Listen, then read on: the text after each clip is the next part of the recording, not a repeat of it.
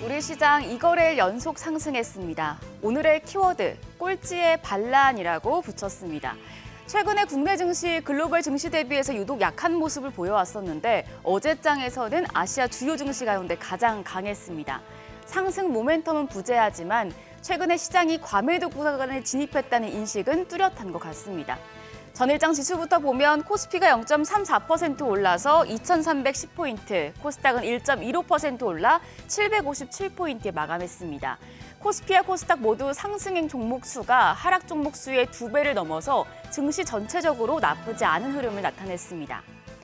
이날 유가증권 시장에서 기관이 436억 원 순매수한 반면에 외국인과 개인 동반 매도했습니다. 특히 외국인 어제까지 6거래일 연속 순매도세를 이어가는 모습이었습니다.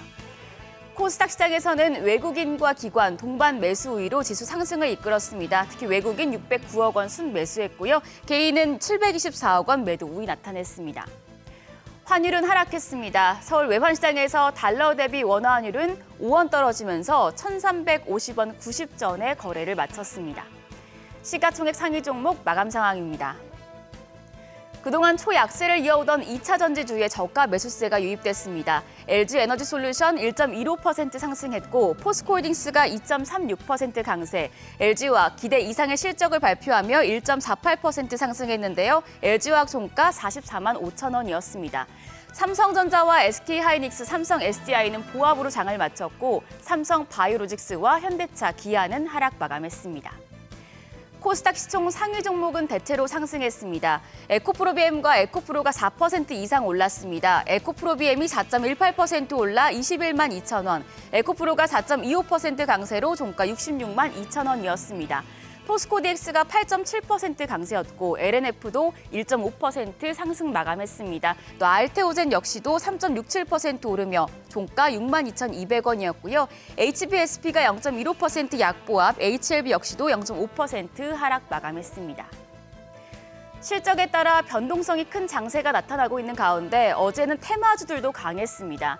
중동 지정학적 이슈와의 유가와 가스, 방산주까지 상승했고 아시아나항공과 대한항공의 합병 분수령이 되는 화물사업 매각 관련 이사회를 앞두고 항공주도 강했습니다. 여기에 로봇과 AI 섹터도 상승했는데 이슈들 하나씩 짚어보겠습니다. 먼저 전쟁 관련주입니다. 이스라엘군이 팔레스타인 가자 지구에서 본격적인 지상전에 돌입한 가운데 국제 유가가 치솟을 가능성이 한층 커지자 정유주가 강세를 나타냈습니다. 한국석유가 어제장 상한가였고 중앙에너비스와 흥구석유도 20% 넘는 급등세 보여줬습니다. 또 8개 분기 만에 흑자 전환을 성공한 대한유화가 10.49%, 국동유화도 10% 이상 높은 상승률을 나타냈습니다. 여기에 호실적을 낸 S오일까지도 어제장 강세를 나타냈는데요. 간밤 국제유가가 떨어지긴 했지만 앞서 뱅크 오브 아메리카가 이란 개입으로 호르무즈 해협이 폐쇄될 경우에 유가가 $250 이상 급등할 수 있다고 밝혔죠. 여기에 세계은행은 오늘 국제유가가 $157까지 오를 수 있다고 경고하기도 했는데요. 이스라엘이 국제사회 휴전 요구에 응하지 않을 것이라고 밝혀 확전 가능성이 높은 만큼 국제유가는 더 뛸 것이란 전망이 나옵니다. 정유주 계속해서 살펴보셔야겠습니다. 한편 주춤하던 로봇주가 어제 급등했습니다.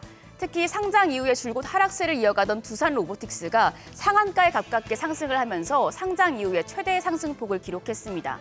로봇주의 저가 매수세가 유입되고 시장 대장주인 두산 로보틱스 급등으로 나머지 관련주들도 호재를 받는 모습이었는데요. 중국의 인구 고령화가 가속화하면서 의료와 헬스, 교육 같은 관련 분야에서의 서비스 로봇 수요가 급증하고 있다는 소식도 호재로 작용을 했습니다. 증권가에선 미래 먹거리 산업으로 로봇을 예의주시하고 있습니다. 하나증권은 단순 공정에서 사람을 대체할 수 있는 물류 로봇과 산업용 AI 투자가 계속될 것이라며 코스닥 시장에서 해당 섹터의 강한 반등을 기대해 볼 수 있다고 분석하기도 했습니다. 내일이면 벌써 11월입니다. 5월엔 주식을 팔고 11월엔 다시 투자하라라는 증시 격언이 있죠.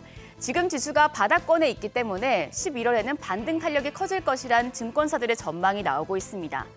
대신증권은 한국과 중국의 펀더멘털이 개선되고 불확실성이 완화되면서 원화 강세 압력을 자극해 외국인 순매수가 강화되면서 11월에 코스피 반등을 주도할 것이라고 분석을 했습니다. 그러면서 코스피 2300선대에서는 주도주를 매수하는 전략을 유지해야 한다고 밝혔는데요. 12개월 선행 주당 순이익, EPS 반등 속도가 가장 빠른 섹터가 조선과 반도체, 자동차, 그리고 기계 업종입니다. 대신증권은 이 섹터들은 실적과 업황, 수출, 수급 모멘텀을 모두 겸비하고 있기 때문에 11월에 코스피 반등을 주도할 것이라고 예상을 했습니다. 또 채권 금리가 하향 안정될 경우에는 인터넷과 2차 전지도 반등할 수 있기 때문에 이쪽도 천천히 분할 매수하는 전략이 유효하다고 밝혔습니다. 여기까지 전일장 복귀하면서 11월 증권사 투자 전략까지 살펴봤습니다. 그럼 10월의 마지막 거래일 화요일장도 머니쇼와 함께하세요.